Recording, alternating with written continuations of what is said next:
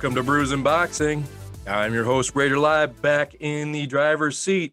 Hey, gentlemen, and anyone listening, we are your guinea pigs, are territorial, and crickets make good pits leader, Brews and Boxing. Here we are with another week of interesting brews and news analysis and a big preview coming up on a big fight this weekend. With me, as always, is Filthy Rich. Filthy Rich, how are you?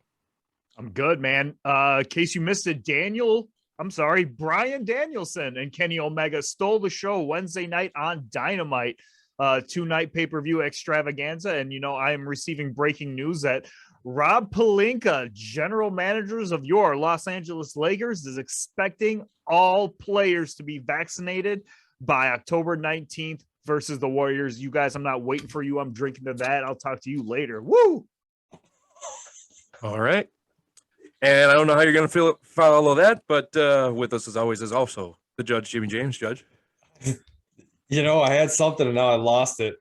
Rich is really pumped up, so it looks like this is going to be I think we're going to be throwing some hands on this show, Rich. So I hope your defense is a little bit better, because I remember your defense from previous shows. So let's do this.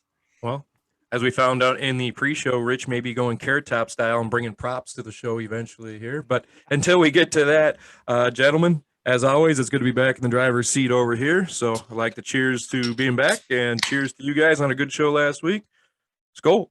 Welcome back. Cheers. All right, let's get on with brews and news. Brews and news. Lots of news to get to this week here, boys. First one I want to get to, Lopez and Kambosos could move to October 16th to avoid Monday Night Football. Apparently, they watched our show and we talked about this. They moved their pay-per-view from, a Tuesday pay-per-view to Monday night to avoid the Yankees game, but forgot about the biggest sport in America, football, despite what Filthy Rich will say. This is now multiple times this fight has been moved. Do you believe this is what Triller's doing, or do you think this is Triller's doing, or do you think something more is happening here? Maybe another delay coming up. James, we'll start with you. What do you think? I don't know. We did call it. I thought it was a bold strategy to go on to Monday night from a Tuesday when nothing was going on. So brilliant. I don't know why this is like the 7th or 8th time this is getting moved. You got COVID stuff, you have all this stuff, and now it could move even events, like event centers again. Go from the Hulu Theater to the Barclays Centers. I'm not sure when the 16th is. I guess Saturday. I didn't look at that. Is that a Saturday? It's a Saturday, yeah. Probably the smarter move for sports fans, especially if it's going to be a pay-per-view event. But I'm kind of dumbfounded. I don't understand how Triller, paying $6 million for this, couldn't go, man, Monday.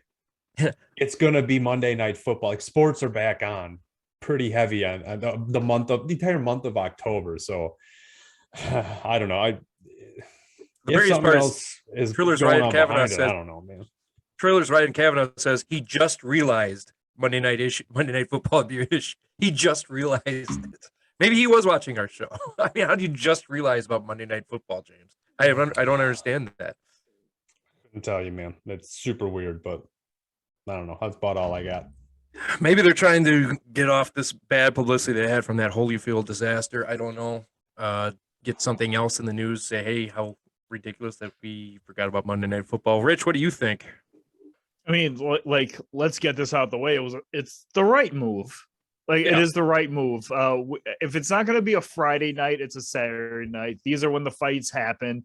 I remember Kovalev fought on a Monday night years ago. I believe it was in Russia. HBO had the show, but I think that was in a February where it wouldn't conflict with Monday Night Football. So, at the end of the day, Triller's got this right. Let's hope that they don't move it again, which I don't care if they move it again. I'm kind of used to it at this point, but if they are going to move it again, it'll be moved to another Saturday, maybe a Friday, but I think it's going to stay on this date. There should be no more moving of this event. I do like that they're moving it to Barclays. I think that's a smart move too. Barclays is the up and coming place to be as far as events and venues and stuff like that. So look, they got it right. At the end of the day, they got this one right. Can't knock them anymore unless they screw it up in the coming weeks. But I kind of, I think I'm kind of done talking about these guys at this point. We just got to wait to see it. And if they choose to move the date again, let's not even talk about it. Let's just ignore these guys. I think that's probably what they want. What fight has been moved more? Was it this fight or the Wilder Fury fight? Oh, this one by far. They keep moving everything. This one by far. Let us pray. How long do you think it's going to take them to realize that it's 1 week after the Wilder fight and go, oh, well, everyone bought it then. We have to extend it again. We'll go to November now. Well, let's just hope they don't make a price increase, because I believe it was like $20 for a Tuesday night, maybe even 20 for a Monday.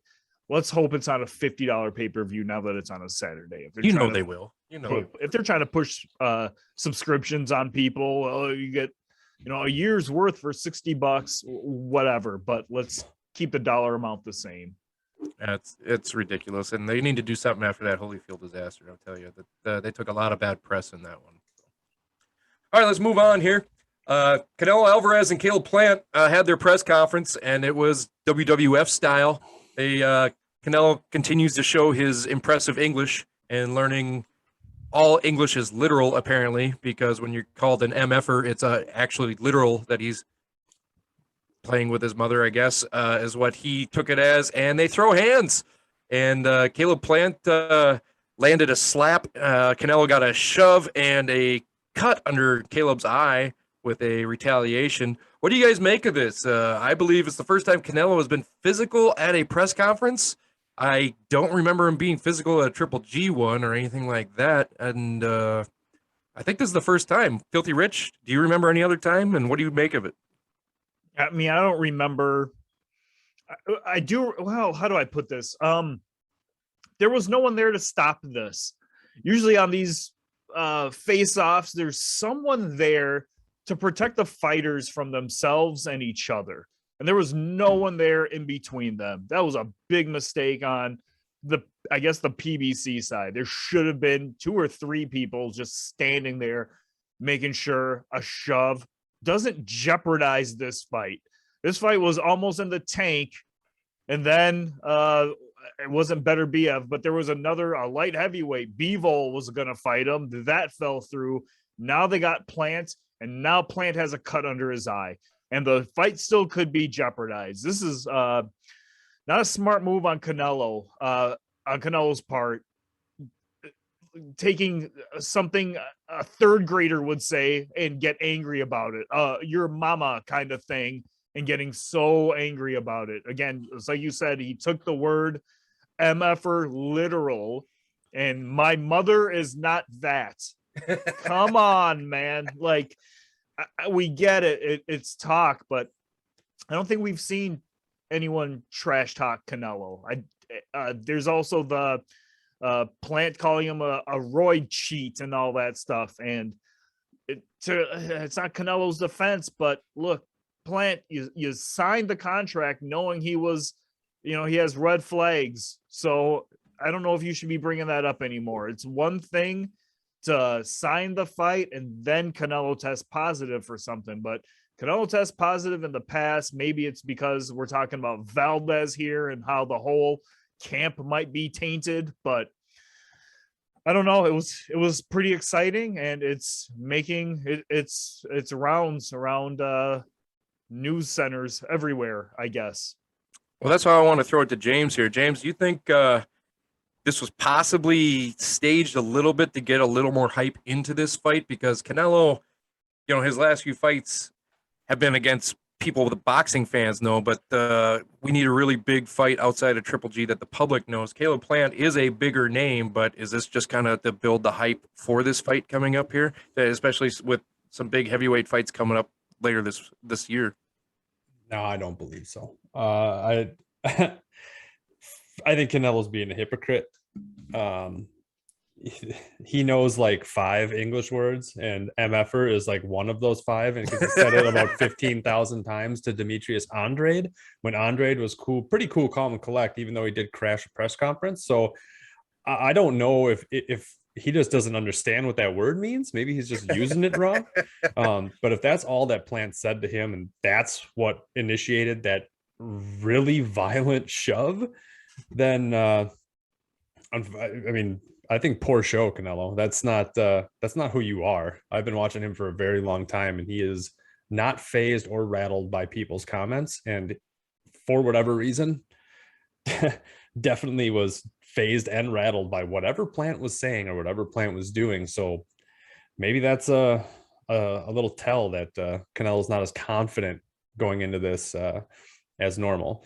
However, I'm still not betting against him because I've bet against him the last 3 fights and he's won every single fight pretty handily. So at this point, that's that. But yeah, it's just super strange. I don't get it. But I mean, it happened. It definitely don't. I mean, at least the fight's long enough away. This didn't happen like the night before the fight, at the weigh-in or something like that. I mean, the fight's still like November 6th, so you got a month and a half. Whatever that little scratch was on Plant's face, it's gonna heal. He'll be good. But that was just super strange because I don't think Canelo's ever reacted like that in my memory for him at a conference. So I don't know, man. I think with his old age, he's getting a little too cocky, and I think this might be that could be a sign of something dangerous to come for his opponents. Could be, or it could be a sign that he feels like he's losing. I don't know. One thing I noticed, if he thinks that's literal, what's he think about Andre for real? Then if he thinks that means that literally, first off, and second off, I know the thing I know is from the press conference. I know Caleb Plant is much bigger and taller than Canelo. But I didn't realize he was that much taller than him until I saw them standing toe to toe. I mean, he is a good head above him, it looked like, and I wonder if that's going to play into the fight at all. And that cut wasn't that bad. It got you in the right spot that it bleeds a lot. I mean, Canelo, cut your nails, man. Jeez. Yeah, it's those Wolverine style on it, or what? It's a Coke nail. Is that what? Well, it was from his glasses. It was from his shades. Oh, That's yeah, what the sure. story says. What? Oh my! I'm not buying that for a second. I wasn't buying that. Just remember, Plant did land a punch. All right, he landed a slap. I love that you had to say that on had Twitter. to make sure that he landed that slap, so he did touch it. What did the 5 fingers say to the face? Yeah, that was a good. Like that's what you do. You slap them. You slap them like they're like I don't know. Baby powder on the hand. And... But you don't want to throw a punch. You want to slap him. I like that he slapped him and not closed fist hit him. He slapped him. That was nice. Well, good. Let's have Ric Flair do the next press conference between these two and have a slap fight. Then we'll just do the slap fight. There you go. All right, let's move on here. My boy, Jaron Ennis, the Boots, my guy Boots. He says, whatever Crawford thinks he can do, I can do better. I've been saying that for months, and Jim tells me that I'm crazy, but I've been saying it. Boots is the next big thing in that division. Do we believe all the hype? Rich, do you believe all the hype? I know James don't, so I'll ask you. Do you believe all the hype behind Boots? Look, Crawford is mentioned in here. I don't know how Crawford is mentioned in here. Boots has a lot of work to do before he even can breathe Crawford's name. So, fight some guys on the PBC. You know how hard it is? You know how hard it was to like make the Porter fight?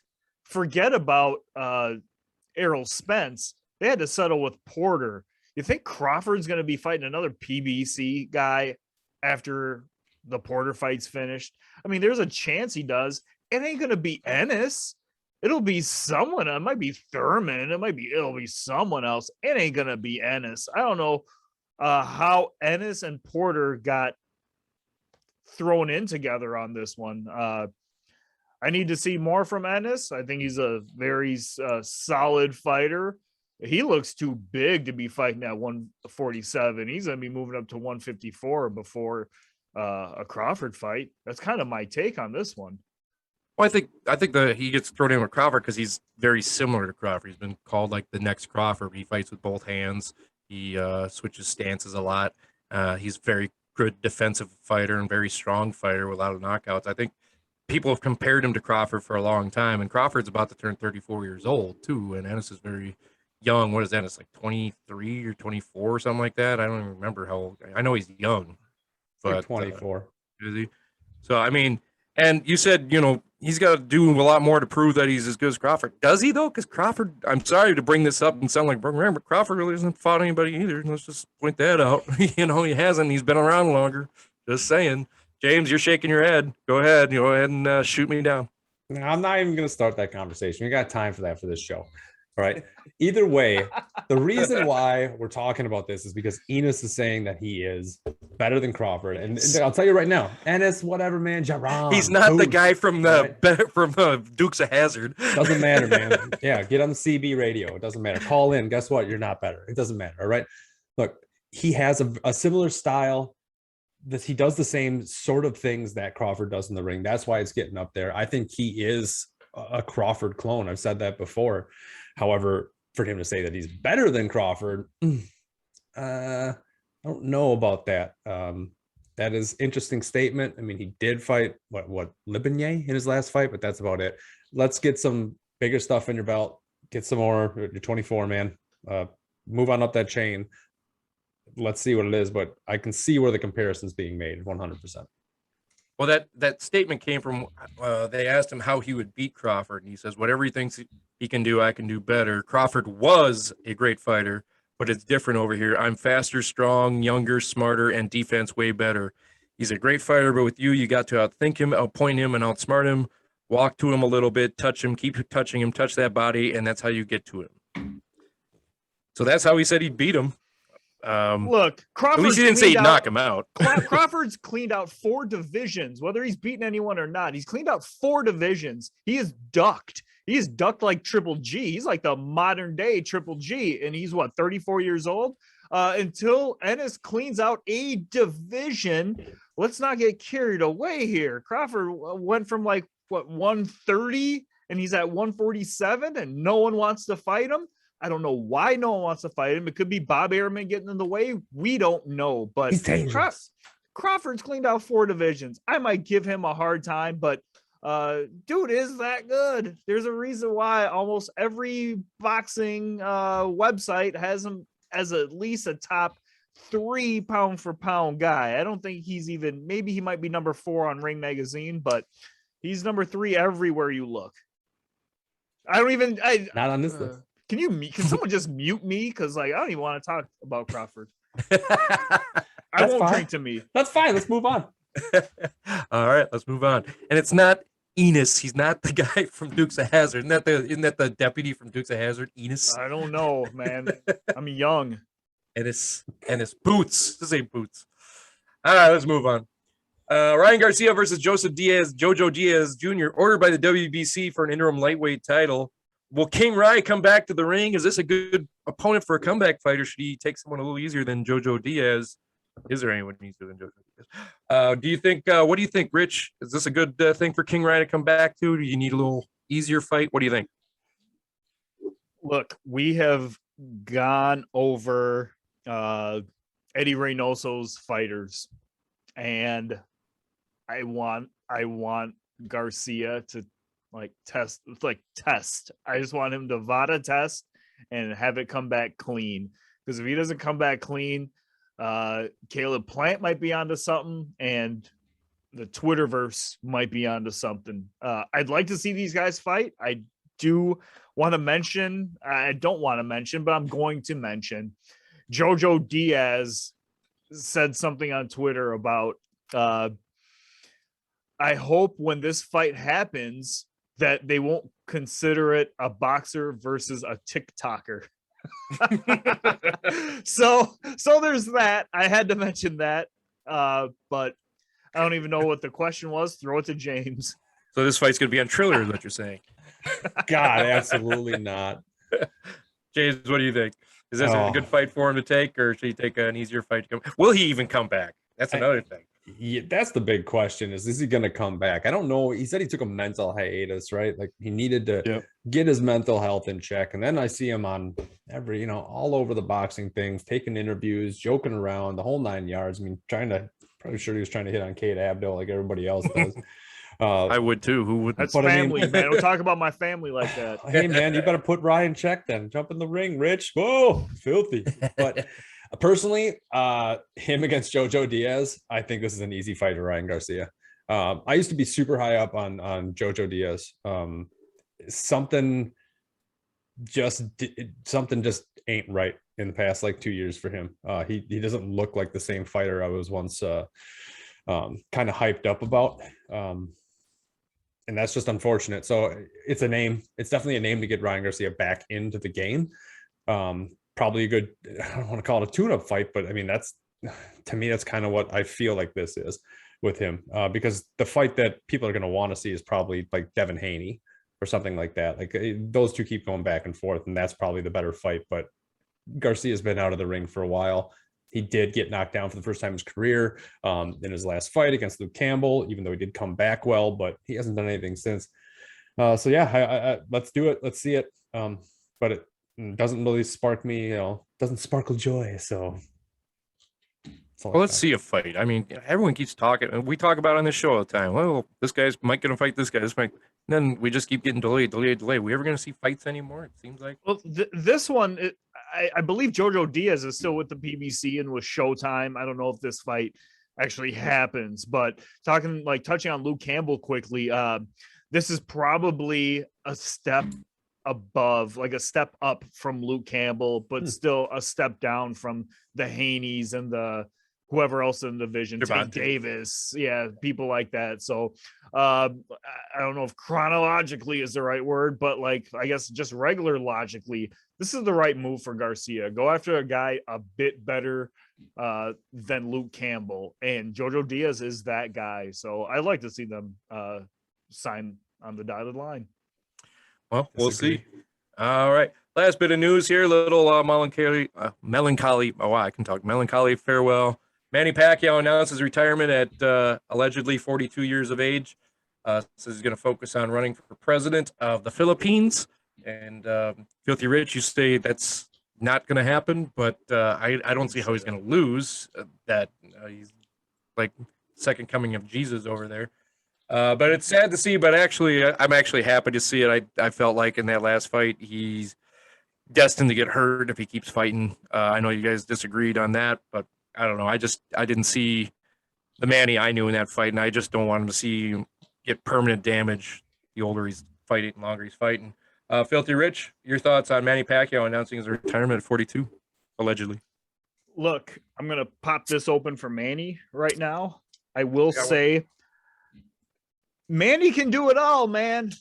Manny can go out there and win the president, being president of the Philippines if they have a real democracy over there, which I don't even know if we have one over here, but we don't. If they have a democracy over there, he can win over there and he can continue to fight. He had a tough opponent with Ugas. Ugas was just clearly the bigger dude and more polished. I don't know, had a game plan, stuck to it, but Manny can beat guys up. I don't know if he's gonna have Secret Service with him when he goes with these fights, but cheers to you, Manny. I hope you're not calling it quits, but if you do, I will drink to you, not to these guys. James, what do you think about Manny hanging up at allegedly 42 years of age? Yeah, it's a good run. Probably one of the best boxers I've ever seen in my lifetime. Could be very well. I mean, he's in my Hall of Fame 100%. I'm just happy that I got to see someone like him, because there probably won't be someone like him in my, like I said, in my lifetime. I will probably be dead for somebody else that comes along that was as good as Manny Pacquiao was across that many divisions and just nonstop. So cheers to him, man. I'm very blessed that we were able to see it. So hope you guys are too. If you want to go see some old shots, man, go watch a bunch of the Marquez fights. Ooh, baby. Those things are good ones. Those are good ones. Good and bad for Manny, but they're good ones. I'll end it on this. Where's he rank? Top 5, obviously, all time, you think? Top 5? Top 10. Top 10? Definitely top 10 for sure. Ish. Lower top 5 kind of deal. Is he ahead of Mayweather in your guys' eyes? Because he is in mine. Yes. In mine, yes. I would put him ahead of Mayweather. I don't know, man. LeBron versus Michael Jordan. All right. No, this one. It's tough. Look, Manny conquered more divisions. Mayweather fought more. Hall of Famers, defeated more Hall of Famers, but Mayweather also fought guys who were pre-primed or post-primed, where Manny fought the best at their best. So it's tough. I wouldn't argue against either one, but put me on the spot here. I just don't know. I guess, I would probably say Manny's probably a little, I would have him 2 or 3 spots probably ahead of Mayweather. I'll take it. Let's move on.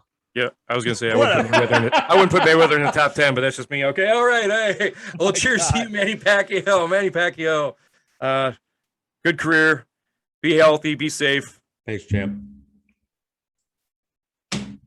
All right, let's move on to Brews and Previews. Brews and Previews time. Brews and Previews, where we talk about a big fight coming up this weekend. And this weekend, we got a big one, big heavyweight battle. Anthony Joshua versus Usyk. It was supposed to be Joshua versus Fury, but Usyk is the one that is stepping in because of the whole lawsuit stuff, and we'll figure that all. We'll talk about that later. Doesn't matter, but it's still a big fight. Joshua versus Usyk. Usyk's needs to talk about if he can be a real heavyweight here. We'll get into that in a minute. But first, we have a big undercard on here, too. We're going to have Judge Jimmy James talk a little bit about it and what to look for on the undercard. Callum Smith is facing Lennon Castillo. Oakley is versus Prasovic in a cruiserweight battle. And then Ricky Hatton's kid, Campbell Hatton, is fighting Isandura in a lightweight battle. Judge Jimmy James, for those of us that are starting early at 1 o'clock, because it is in London, make sure you remember that. It's 1 o'clock to start here in the United States. What should they look for in these undercard fights? Well, Callum Smith is coming off a loss in his last fight against Canelo Alvarez. Mm-hmm. So we're going to see exactly how, one, is his bicep reattached? Because that was kind of gross. And then 2, exactly, like, how is he going to bounce back from that fight? Because that was his first loss in his career. So he's not fighting someone who's terribly crazy good. This guy probably the biggest names you guys would probably know of Lennon Castillo or Dimitri Bivol and then Marcus Brown. And this was probably before Brown started moving, but not real big names. He lost both those fights, but he does only have 3 losses on his record. So it should be a good fight. I'm more curious to see exactly how Callum Smith is going to bounce back from that loss against Canelo Alvarez. So I don't think it's going to be fireworks or anything like that, but should be interesting to watch. So should be interesting to watch. Any other ones that we should be looking for? Lawrence Collier, or however you say his name. Well, I'm going to regret saying this, but this guy's nickname is the Sauce. So yes! You guys can sit there and play with that all you want, but I will say it before you guys say it. But yeah, this guy is like a 6'6" cruiserweight. So he is just on the verge of moving on up to heavyweight. I think his last fight he fought Krzysztof Glowacki, the Polish Devil. I don't know, maybe that's not his nickname, but he's a tough cookie, man. So and he knocked him out. So that's this guy's an up and comer. You definitely want to watch this. Watch his fight if you do like this. Cruiserweight's pretty boring division, to be 100% honest, but this guy is definitely someone to watch because he's probably going to move up to heavyweight a lot sooner than you think. And like I said, the other little fight on here is just Campbell Hatton, Ricky Hatton's son. It's just something, more of a for the UK guys as far as that goes. He's just, what is his 3rd or 4th fight, I think. So it's just starting, moving on up sort of deal, gives people some props to read. But it's going to be those two big undercards are the big ones you want to watch. 2 quick questions before I throw it over to Rich there for that. Will Ricky Hatton be at ringside, you think? And you get paid every time he gets called the Sauce? No, I do not get paid. And yes, Ricky Hatton is training his son. So yes, he will be ringside. He has been ringside every time. So yes. Is he in the corner? Probably. He's close enough. Yeah, he's close enough. Filthy Rich, your touch on any of these undercard fights we should be watching? Yeah, I would just say, I'm basically going to echo everything James just said.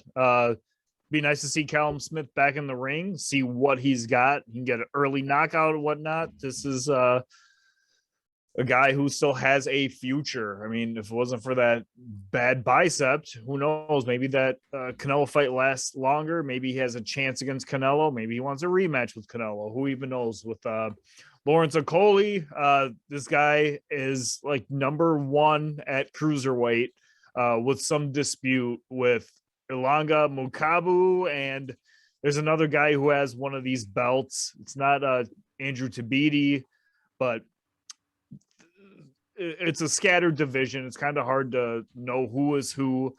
There's really no American other than Tabiti in this division, but a bunch of UK guys, bunch of European dudes, and Lawrence Okoli is one of the top guys, so force to be reckoned with, I guess you could say. And with Ricky Hatton's kid, and one of these days we won't be calling him Ricky Hatton's kid. It's going to be nice to see how he stacks up in the lightweight division. 130 is a very deep division. We don't have him ranked as of yet, but he hopefully puts on a show to make us rethink our list for next year. But I'd like to see if he's as good as his old man. Well, he's still fighting short round fights here too. He's got to move his way up, so he's probably about a year away. Maybe he'll break the top 10 next year. Maybe we'll talk about him. Think so? 2 years away, James? You're not piecing out? 2 years away. All right. Well, let's get on to the main event, the one that our fans are tuning in to talk about. See what your guys' opinion on Joshua versus Usyk. Big fight. By the way, I forgot to touch on the gambling side of all those undercards. Avoid all of them. They're all giant favorites that you can't lay any money on. It's just bad.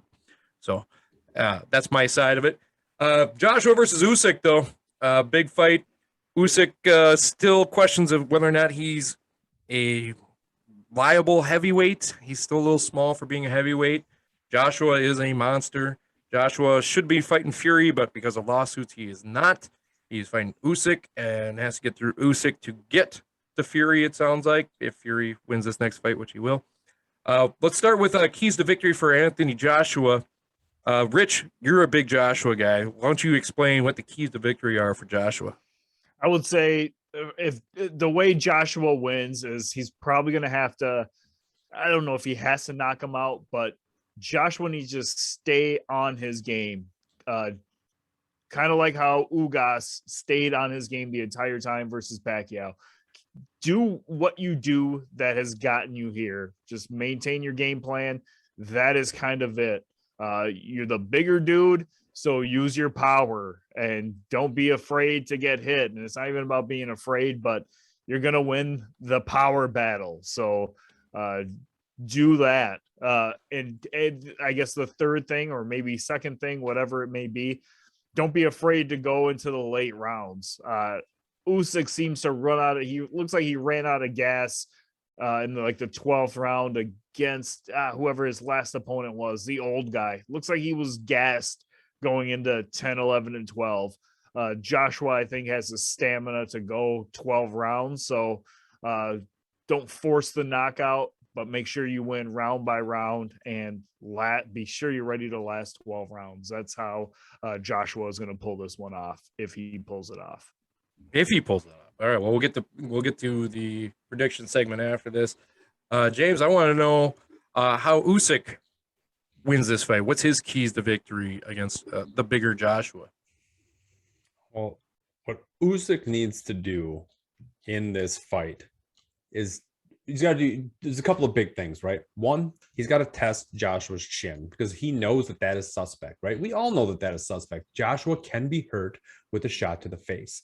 Right. What we don't know on the other side, real quick, is that we don't know how well Usyk can take a punch, right? So there's an unknown there. However, he needs to use his footwork and he needs to use his body moving around. He can't stand in front of Joshua. If he is going to be quicker than Joshua, that is going to pose a problem. One big thing here is that Usyk is a southpaw. I don't know if Joshua has fought a southpaw in his professional career, in his pro career, because I certainly couldn't find one when I was trying to look this up. So I think this is going to be a big problem for Joshua because it's going to be unknown territory, regardless of how well he is saying that he's preparing for it and getting his footwork ready. I've seen Usyk dance. He's got some good dance moves, so he's probably got good footwork. And he's in that Lomachenko camp. So, and Papachenko loves to teach people how to dance first. So he might be dancing all the way out over the ring, right? However, like Rich did touch on, I do also worry about those championship rounds for Usyk. Now, if he knew, if he identified that before this fight and has been training to go to make sure that he has energy in the 10th, 11th, and 12th round, that's going to be a benefit for Usyk. But if he didn't identify that and still can't do it, the only way he can achieve that is if he takes rounds off in the middle, and that might be dangerous for him because, like we said, we don't know about Usyk's chin. So he needs to stay away from Joshua. He's got to do a lot of dancing, a lot of quick moves in and out. He can hit him in the face. He's probably going to go to the body at some point, but I think going to the head against Joshua is probably the smarter move, just because we know that he can get knocked out with a pop to the chin. So those are probably what I believe are going to be the keys to victory for Usyk over Joshua. Question for both of you guys. Who's got faster hands? Is it Usyk or Ruiz? Because a friend of the show will say that's what caused the first victory for Ruiz is the faster hands. So who's got faster hands? Is it Usyk or Ruiz? I mean, he's a smaller guy. What do you think, Rich? I don't know. I'd Probably Ruiz. But I'd like say how Ruiz. hard, how hard are you hitting them? I probably have faster hands than James, but James probably hits harder. So you have the fastest hands in the world, but if your punches aren't effective, it makes no difference. You can squeak out a round because you landed more, but it's going to make no difference. Right on. They still haven't named a referee on this one. This is really weird. They have a referee. Oh, yeah, they haven't named it. They didn't name it now. It's Michael Alexander is going to be the referee for this one. Steve Weisfeld is one of the judges, though, just so you guys know. Steve Weisfeld is a judge. I don't know these other two guys, Howard Foster and Victor Frischko or whatever. I don't know either. Look, man, all I know is Usyk came to the press conference or the weigh-in looking like the Joker, all right? Look at his picture. He has no hair. He looks like the Joker. This dude is crazy. Wild card. You're saying a wild card? You count? Well, that's what we're going to transition here into predictions. Joshua is a minus 240 favorite. If you want the wild card Usyk, he's at plus 210, so you can get 2-1 odds on Usyk. Let's do a little prediction segment here. Filthy Rich, we'll start with you. What do you think? Predictions? I think Joshua wins late. Joshua's going to win this one. I don't know if it'll be by knockout or decision, but I think Joshua is going to win this. All right, but you have to make a prediction. That's the point. You have to make a prediction. Joshua wins. There's your prediction. Knockout? How does he win? Whatever, man. That works. That's fine. Whatever. All he right, wins. fine. That's fine with me. That's my question now. You know what? Wild card. All right. This is going to be very okay. Don't even give me that. All right, you guys. Dang, I might have to put a picture up. You have like inverse pictures right now for what you're wearing to what he's wearing. Either way, this is going to be difficult for Usyk to win in London. If it goes to cards, it's probably going Joshua's way. Usyk's going to have to win by knockout. Do I think he can win by knockout? I do. I'm going to go out on a limb and go with my non-Ukrainian roots because I am not born from Ukraine, but I'm going to go with the Joker and Usyk and see. I think he will win probably in a late round knockout. What round? A late round. Okay. You guys don't want to be that solid predicting anymore. I see how it is. Late round is late round, Yeah. man. You talking championship round? How about championship rounds? 10, 11, 12. There you go. Yeah, give yourself a 3-round cushion there. Joshua 11. I'll do that. I think Usyk's gonna run out of gas. I think he's gonna be trained to go 12, but that power's gonna wear him down too early. Joshua's knocked out some big dudes, man, and I can't imagine. Not saying Usyk's that much smaller. Usyk's gonna probably wear himself out by not running around the ring, but he's gonna have to play a lot of defense. It's gonna be a lot of cat and mouse, but we'll go Joshua 11. You want to say a round for Usyk there, James, or do you want to just stick with that 3-round cushion of yours?